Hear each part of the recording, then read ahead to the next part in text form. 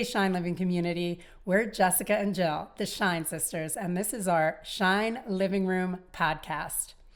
Each episode, we're bringing you conversations and practices around movement medicine, mindfulness, nutrition, and inspirations to reclaim your power and become our greatest versions as we elevate the energy of ourselves and our planet.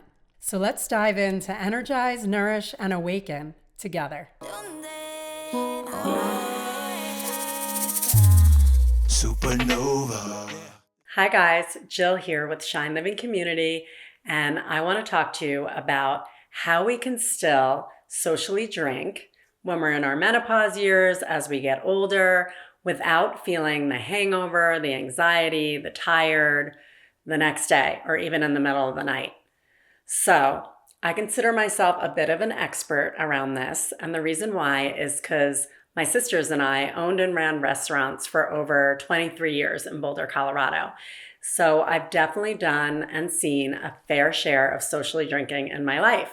And I'm talking about social drinking. So this is not if you feel like you have a bad relationship with alcohol or alcoholism. This is more for social drinking. I remember those days in the restaurant where I couldn't wait for 9 o'clock because my bartender knew that's when I get my dirty martini, and he'd put it on the bar for me and I'd have my dirty martini. I'd have wine with dinner and I could do it. I could burn the candle at both ends, no problem. But as I got older, it started to shift. And so I started to experiment with how to still imbibe and feel good the next day. Here are my tips I've come up with over the past several years. First one is you got to watch the sugar in the drinks.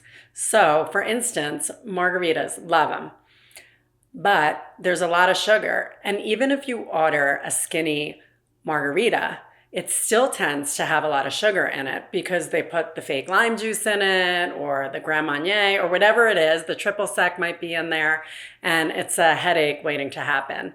So what I do now, tip number one, is I order a ranch water. So I still get my tequila fixed or mezcal because I like both.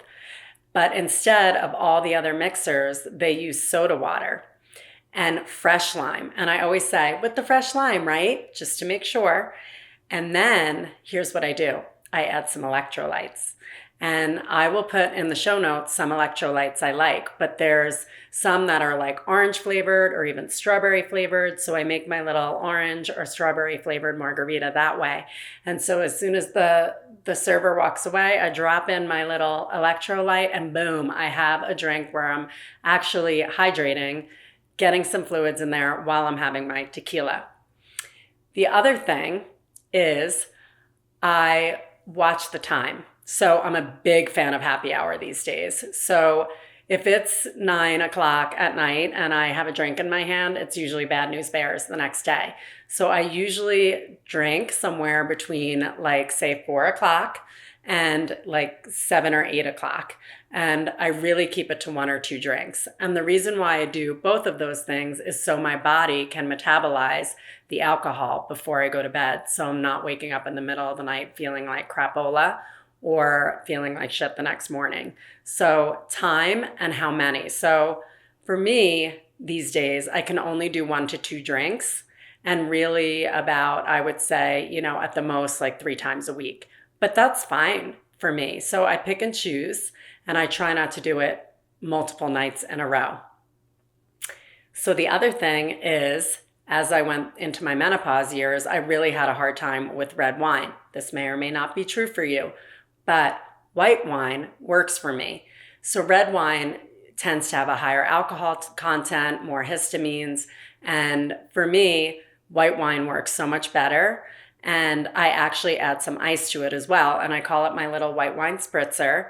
And back when I had, wine bars for over 20 years and I was pairing this with that, now I just go straight up with the white wine and I actually choose organic wines. So they don't have the sulfites and they don't have any additives in there that are going to give you a headache.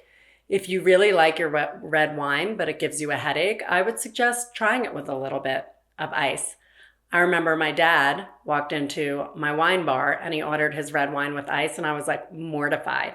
I was like, I can't believe he ordered it with the ice.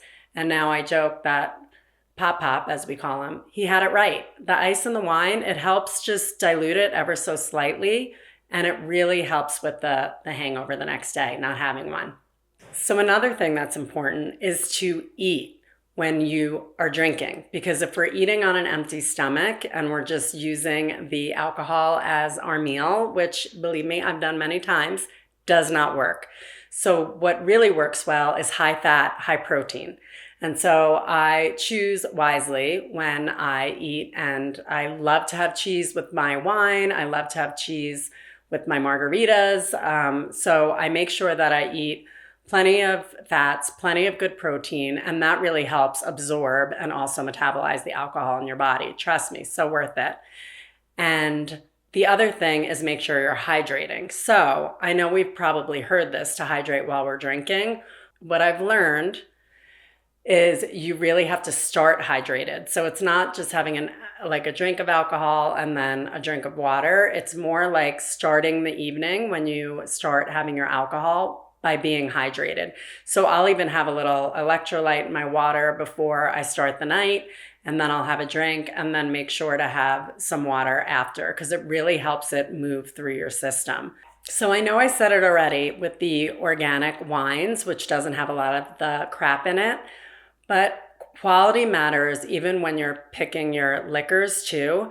So I really try to, again, for me, I choose tequila or mezcal works really well for me. I consider them medicinal in small, amounts.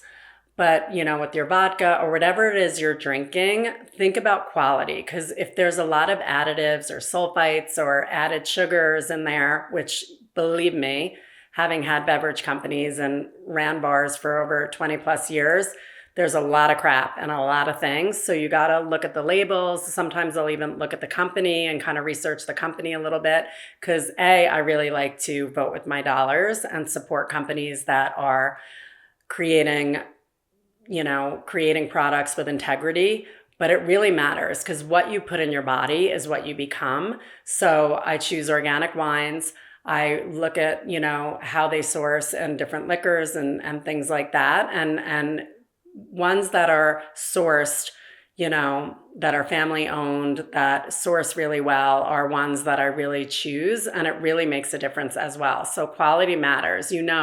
Here at Shine Living Community, we talk about that with the food that we eat as well, how we source it, the quality. And it's the same with the alcohol. So think about that when you are imbibing, and also what you're eating along with it. Because if you're eating kind of high vibrational food and drink, it really helps how it translates in the body. So these are some of the things that I found that help me enjoy socially drinking still, postmenopausal, at 51 years of age, and not feel crappy in the morning. It's possible. So I'll put some notes of some of my favorite producers in the show notes, and you can check out more Shine Living Community podcasts for more information like this. Have a great day, y'all. Cheers. There are tons of ways to join our community and stay connected. Check out our Lifestyle Family Cookbook, Eat, Drink, Shine by the Shine Sisters, available on Amazon or through our website, shinelivingcommunity.com. You can also download our Shine Living Community digital studio app and get a ton of tools, techniques, practices, and classes in dance, yoga, meditation, breathwork, recipes, and nutrition.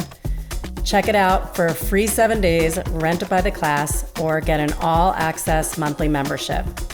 You can also join our newsletter to get our monthly Thrival Kit, always with a different theme and tools, techniques, and practices to go with it. We look forward to connecting deeper. Thank you for joining us in the Shine Living Room. See you next time.